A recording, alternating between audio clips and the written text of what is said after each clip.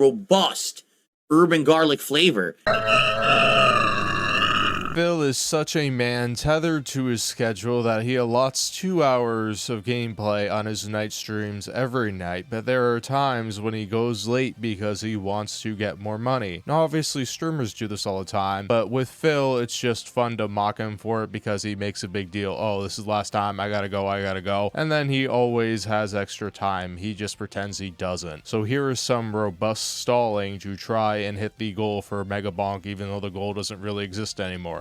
All right, here's the deal, guys. I can't do another run, but I can still hang out for like 15 minutes or so. All right, let's just get everything moved over here. Hold on one second while I move the monitor back over there. We can still chill for a little bit. Yago Mighty says, what happened to Hades 2? People hated it. I played it for just a little bit. You saw it was maybe like 2 streams. People were like, dude, it's so boring. I think what happened is Hades 2 is a victim of its own success. And what I mean by that is the first game got a lot of traction because no one knew what it was. And when it came out on PC, it had all these different it had like a, how can I say, what's the name of a cult fan base, right? And so eventually by the time that the game had a full release, right, it had a big like word of mouth campaign. With Hades 2, that game was out over a year before its real release, right? It had the early access and everything. And when they finally dropped the full version, it came out in the midst of the busiest time of the year for new releases. Like, there were a ton of other games all out at the same exact time. So it was really hard to focus on it. And I was trying to balance it with other games. And people were like, we just want to see the other games. Stop playing Hades 2. They just didn't want it. So I tried it once, early access. People told me to stop playing it. Then I tried it as, later on. And people said they didn't want it then either. So I don't know what to say. Like, I really tried. I like Hades 2 for the record. But it just wasn't working for the streams. People weren't showing up. Yeah, Phil basically says this about every game he plays, particularly if he wage quits it. The reality is Wilson paid for this game, and he's like, yeah, I'm not doing it. And hanging out and supporting or anything. They were just bored, so I was like playing it by myself. So, yeah. Dark MB Lee, another super chat, $5. He says, awesome stream. I love that I found you through Aspen. You're really chill, ready for the holidays. Bought all the presents. Good for you. Good for you getting it done, man. Don't wait till last minute. That's the worst thing you could do. Try to rush around last minute getting presents for everyone, because then you just buy anything, right? Just to get something, to say you got something. Yeah, be like Phil and buy everything from DoorDash. The odd thing about all these super chats that he gets is that they always have to say, hey, I'm from Aspen Gold. Hey, I love your content. Hey, I've been watching you forever. It's almost like they're sock accounts. Or maybe there are people that are really digging the pignosis. I don't know. Okay. We can hang out for like 10 more minutes, everybody. You hear that? You have 10 more minutes to give Phil money. Store's closing really soon, so you better get in line. So here's the deal. Oh, I should tell everyone what's going on now, because many of you weren't here for the beginning of the stream. This special collector's edition of a game finally arrived. Okay? But it arrived, and now I already had rescheduled. So here's what I think I want to do. Tomorrow, we're going to do a podcast in the morning. That podcast, we're going to chill, obviously, but I want to do a new studio tour. I actually took a bunch of pictures tonight that I want to show you and walk you through the pictures on the podcast tomorrow to show you all the equipment and show you what everything is. So that you know what all the upgrades are and everything. Everyone's been saying, well, you do a tour once it's done. It's done. So we can do a tour tomorrow on the podcast. Tomorrow will be more Pokemon Legends ZA DLC. Okay? And if it works, if there's no problems, also DSP tries it, Quiznos tomorrow, all on that first stream. Yeah, Phil is so married to the rigidity of his schedule that we have to endure all this boring schedule talk all the time. Oh yeah, there was a flood warning recently in his area and he couldn't get DoorDash. Yeah, he was very concerned about his wife making her way back to him from work in the flooding, but the DoorDash driver that he wanted to get, he didn't care for at all. That's Phil for you. If it doesn't affect me, I don't care. Okay? Tomorrow night is going to be cleaning with the king, or whatever we want to call it. I think I've called it 3 different things. What else did I call it? I called it Cleaning and Chill with Darkside Phil. Yep, once again, Darkside Phil declares doing his chores is something that everybody must see, and you got to pay him a ton for it. Okay? Power Wash Simulator 2 tomorrow night, and I'm going to have some drinks. I actually have, you ever saw Cutwater? I have a Cutwater to Mai Tai, and I also have some alcoholic seltzers to try. So I'm going to have a couple of drinks while we do Power Wash Simulator tomorrow night. So then I think Thursday, we're going to do Clear Obscure Expedition 33, and probably more routine as we get further into the game. And then what I'm thinking is Friday, for my final stream of the week, on the podcast, I will unbox that collector's edition, and we will actually try this mystery game out on Friday as the first stream. And then Friday night is up in the air, but it could be like Arc Raiders, it could be Megabunk, it could be Power Wash Simulator 2. Like, I kind of want to play it by ear and see out of all the games that I'm playing this week, what's the one that you guys want more of, like right away, and do a bonus stream of it on Friday night, and that'll be the week. Okay? So I think that's what we're going to be doing for the rest of the week. So again, tomorrow, podcast, that'll be a tour of the studio, plus Pokemon and DSP Tries at Quiznos. And then tomorrow night, it will be Power Wash Simulator 2 with drinks. And then Thursday, it'll be Clear Obscure and routine. And then Friday, special unboxing of the Collector's Edition on the podcast, trying out that game on Friday during the day stream. And then Friday night, whatever you guys want more of out of either Arc Raiders, Megabunk, or Power Wash Sim 2. Okay? Well, that's a way to stall, going over your schedule once again, which he probably did on a podcast. Mind you, this all got derailed because Comcast shut his internet down for like a day. There you go. Broden, I know people want me drunk for reasons because they're idiots. Don't worry. I'll just have a drink or two. It'll be good. And we're going to be doing Power Wash. It's going to be fun. Hopefully I don't get attacked by stink bugs this time, because I got attacked by stink bugs last time. It was awful. Seriously. 2 stink bugs flew into my monitor and knocked themselves out. It was ridiculous. Yeah, see, I think everyone's going to have a different opinion on what to do Friday night. Like, some people really liked the Arc Raiders earlier today because of the update and everything. It was fun. We got tons of loot. Some people are really digging Megabonk. Some people are liking Power Wash. So, everyone's going to want something different. We'll see what the consensus might be by the end of the week. The consensus is this is a really stupid conversation. I live in Washington State, and stink bugs are pretty bad this year. I think I've seen more this year than ever before.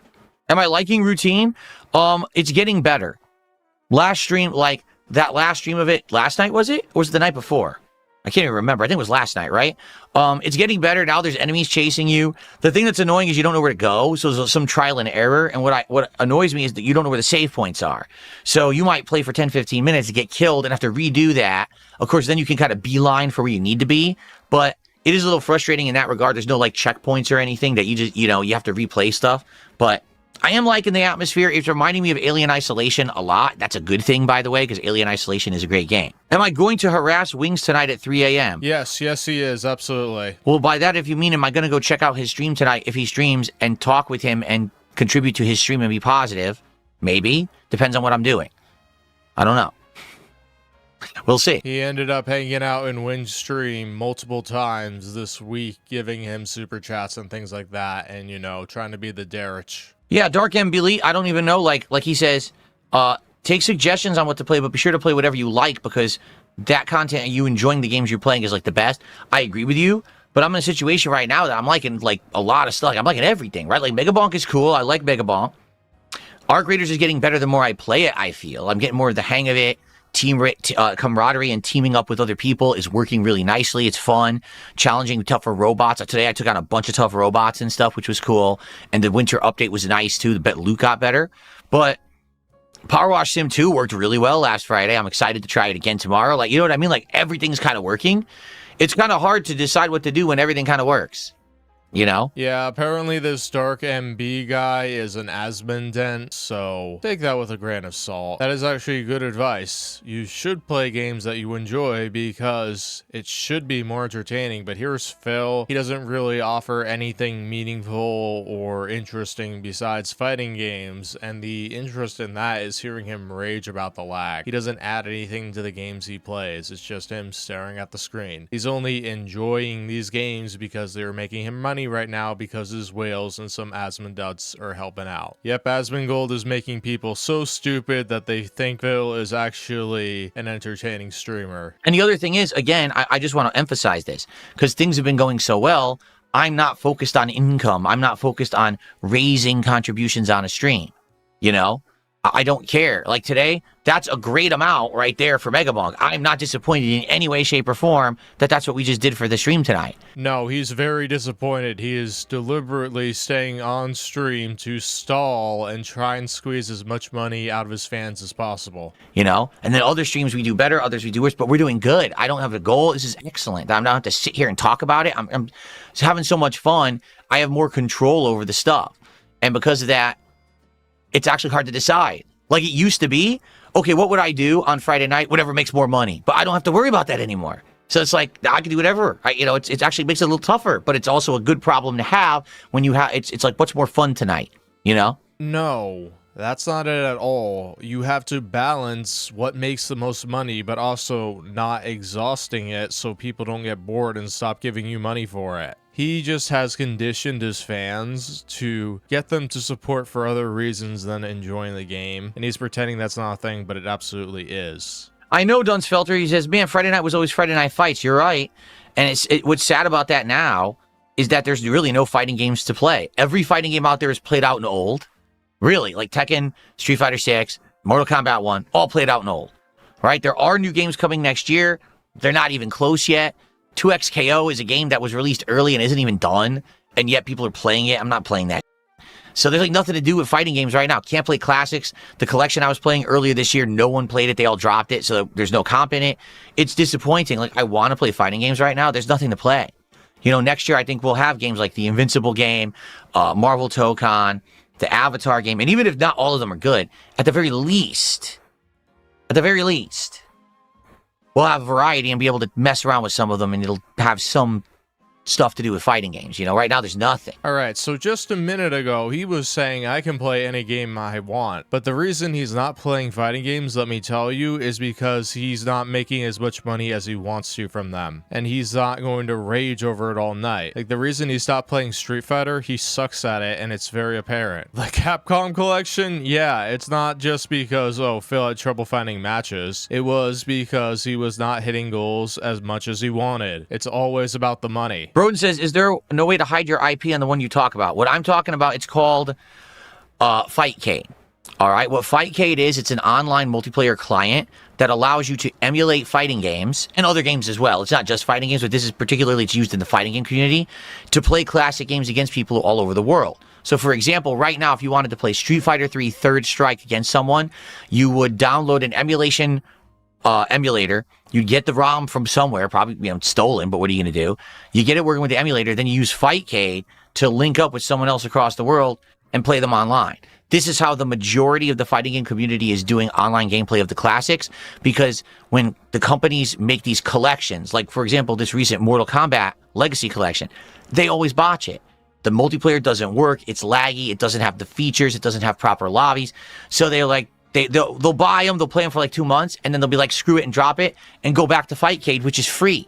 It's literally theft, it's emulation. You're not supposed to do it, but never are there any collections that enough effort is put into that people adopt it as like the permanent way to play these games. So that's what the entire FGC fighting game community does to play these classic games online for posterity. The problem is, your IP gets exposed. When you do that with Fightcade, someone can use an IP sniffer and get your IP within seconds, and now they can just DDoS you, and that's it. So the problem is, I can't do it. Like two normal people who don't know each other play each other on there. They play. Who cares, right? Big deal. But me, with these idiots on the internet, they've already said they were ready to go. In fact, last year they tried to fool me into doing it, and I almost did it. And come to find out, they were sitting there ready with IP sniffers to get my IP address, and it was only like moments before I tried to use it that I found out about this, and I didn't do it. And I've confirmed this. I talked with my FGC buddies from back in the day, and they're all like, yeah, it's actually pretty bad. Like, you can easily get your IP exposed, but normal person who gives, but I have to stream for a living. I can't have my internet constantly get knocked off, you know? Are you telling me you don't stream with a VPN? With all the trolling done to you, I'm surprised if that's the case. So, it really sucks that there's really no way around it. But there is no way around it. You can use a VPN, and the VPN, number one, input lag. Take your stolen credit card. Okay, that's one. Number two, what people don't understand about VPNs, they're not a solution. So let's say, for example, I used a VPN, and I said, oh, I'm in Canada. So it didn't really add that much input delay. So guess what happens? I play one match against someone, IP sniffer gets it, they knock that VPN off the internet. So now I got to use another one. They do it again. I got to use another one. They do it again. Do you see the point? There's no solution. If they can see your IP address, they'll just keep doing it endlessly. It doesn't matter if you have a VPN or not if they keep knocking you off the internet. So the VPN doesn't solve anything at all. It's like a one-match solution, then you have to use it, then you have to use it again, then you have to use it again. It doesn't solve anything. So thank you, RTU's burrito-eating brother. I appreciate the $5, but VPNs don't solve problems at all. They don't.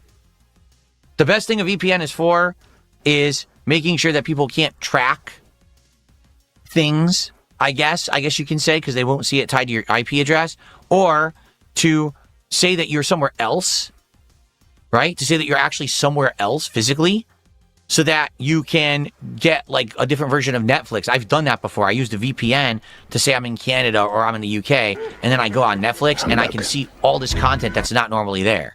That's the best use of it. Stuff you have to worry about when you constantly feed the trolls. Dark and Elite, $10 super chat. Good, awesome problem to have. You're chill. I didn't know the old you. I just know this you. This is fun and great to see. That dude you want to get on the podcast should do the same. Oh, I know. Oh, wow. How stupid you can be. He's the same as he's ever was, but it's just he's getting money now. So he can hide the begging a little bit, but if you have an IQ over 80, you can tell he's just an obnoxious, annoying, toxic loser who e-begs all the time, but is very successful at doing so. Because he has the right people, like Dark MB, who don't see it and throw money at him. I know. I'm not going to talk about Jordy in a negative way. I'm just not. Like, the guy, I can't help him. Yeah, Phil, we all know that. You can't even help yourself. We're all very aware that you actively hurt people. You just want Jordy because you are desperate for a friend and you can't get somebody outside of your streaming apparatus. You just want Jordy to come on your podcast so you can brag about all the money you've gotten in your new streaming setup and nobody cares. And Jordy knows he's going to have an awful time if he comes on your stupid podcast. That's why he's been ghosting you. Here's the difference is, like, I know how to help him, but I have really no motivation to. I'm a busy dude. I have my own life. I'm happily married. I have a great business. I can't put that much effort into trying to fix someone who's going to act like that. But he's putting a ton of effort in being an active participant in the chat of Jordy Jordan because he wants to be noticed. He wants attention, but he's just going to be like that. He's done with Jordy, yet he constantly wants Jordy's attention because that's how Phil operates. Phil does not like being rejected, and he can't get over it. And I don't want association with someone who's going to just blow me off and treat me unprofessionally, you know, and then be like, oh, well, it's just how I am. No, that's so what you're saying is you're not a very respectful person. You know what I'm saying? Like, I think you're missing the point, Phil. It's not that he's disrespectful, it's that he's indifferent. He's just like you. He's shut out from the rest of the world. He's in his own streaming room, and he doesn't want to go out of his way to do anything else. It's not him disrespecting you. He just doesn't know how to do things that are out of his routine or require him to do something extra. Yes, I know. You think it's just him turning on OBS or a Discord call or whatever, or Zoom. But for him, it's 2 hours of sitting and hearing you talk, which he hates that. And of course he would hate that because anybody would hate listening to you for 2 hours and listening to all the nonsense that spews out of your mouth. And if you offer a counterpoint or try to dig into what you're saying, you will totally become toxic and flip off. For instance, Wings hates small talk and DSP will do nothing but small talk. So anyway, I just don't care. You know, at this point, I can't do much about the guy. I wish him the best. I don't think he's a bad guy. I actually find myself entertained by some of his streams and stuff. But I'm not going to go out of my way now to try to find ways to work with the guy who can't have a schedule, who can't even respond to a DM about showing up. Just forget it. Instead, he asks Spaceman 16 times if he wants to go on his podcast again, and you know Phil will be back, even if it takes the next day, and the next day, and the next day, and the next day, and the next day, and the next day, and the next day. It's like I said, with the first appearance, that he had on my show, and people were like, are you going to now have an ongoing podcast with Wings? I was like, no, I don't even see how that would ever happen. You know how much problems they had trying to get him on lolcow, and when he was making hundreds of thousands of dollars doing it? Now imagine just trying to get him on a show where he'll make a few hundred.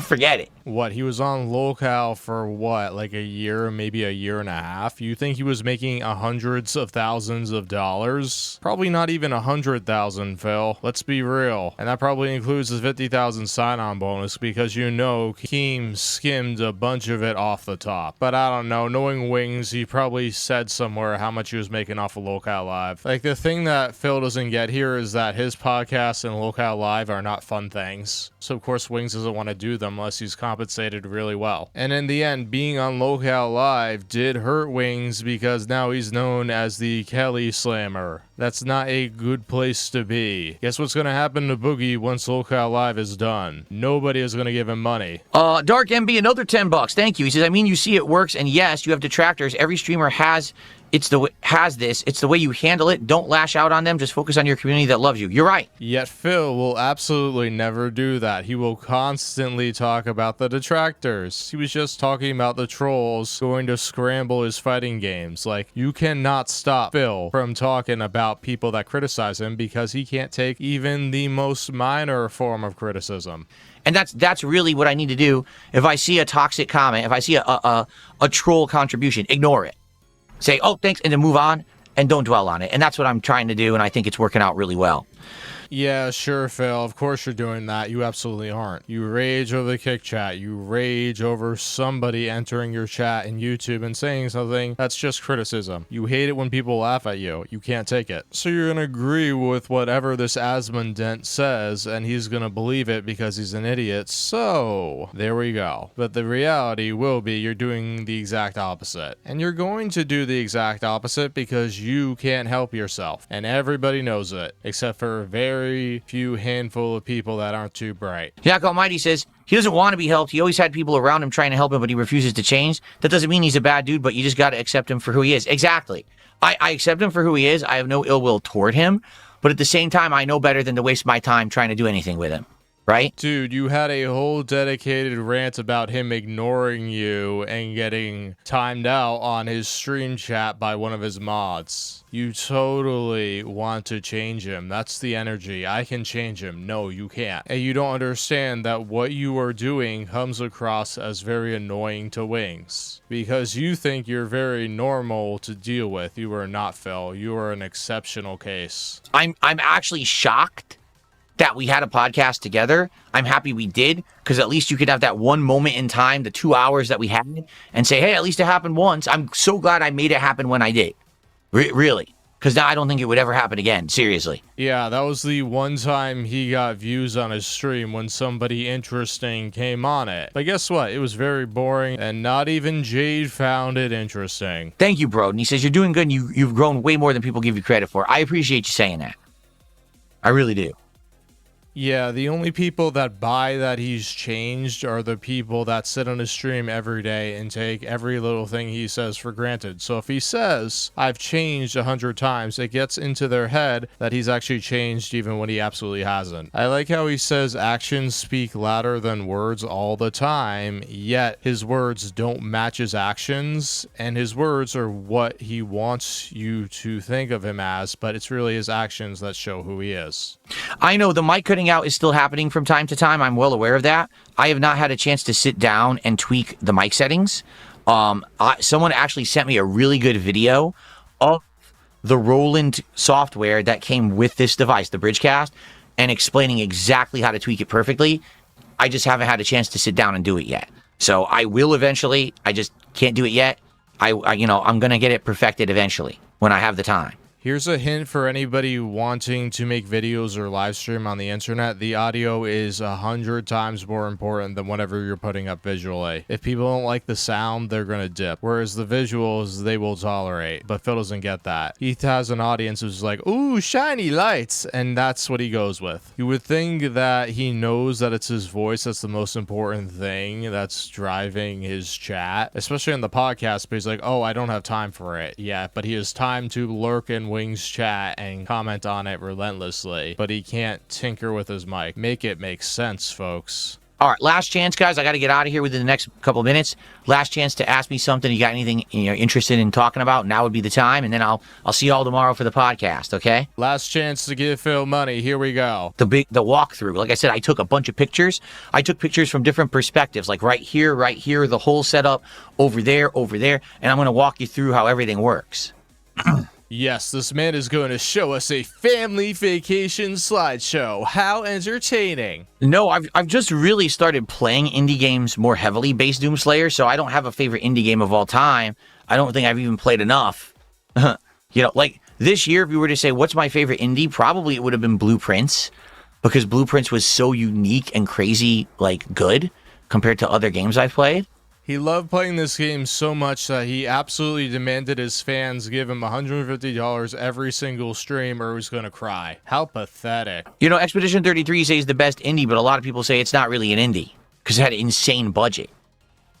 The way I see indies are a studio that just doesn't have a lot of backing doing good work. That's like a good indie studio. And a game like Blueprints, a game probably like Megabunk, isn't that like just a couple people making that game, if not one? Those are games that, like, that's a true indie. Expedition 33 is kind of like an indie plus, right? All right, guys, I guess I'll get out of here. Thank you. Great stream tonight. Lots of fun. Great interactions. Thank you for the support. Tomorrow, Level 1 podcast with the whole walkthrough of the studio. Oh, wait. Now, as I was saying that, a tip came in. Let's see. Someone tipped a buck and says, I just got a new controller. I'm testing it on Dragon Quest 3 Remake. Did you play the Dragon Quest or Dragon Warrior series? 11's my favorite. Though I'm excited for 7 Remake next year. I want to go back and finish Suikoden 2 at some point because we're halfway into it. But I need either Iron Dense Kai or Only As Coffee to give me money to do so, and so far they haven't bit. And then after that, like, whatever we want to do after, you know what I mean? But I'm not sure yet. So we'll see. All right, guys, thank you so much. Everyone, please have a good night. I'll see you all in the morning for the podcast, Pokemon, and Power Wash Simulator 2. Have a good one. Good night. Yep, despite streaming longer, DSP did not hit the goal, but hey, $30 extra is nothing to cry about. But Phil's salty that he couldn't get $14 more because he's stupid like that. Alright everybody, thank you for watching Robust Stream Stalling. I will see you all next time. Be sure to like and subscribe, and let me know in the comments down below. This is Robust turning off the station.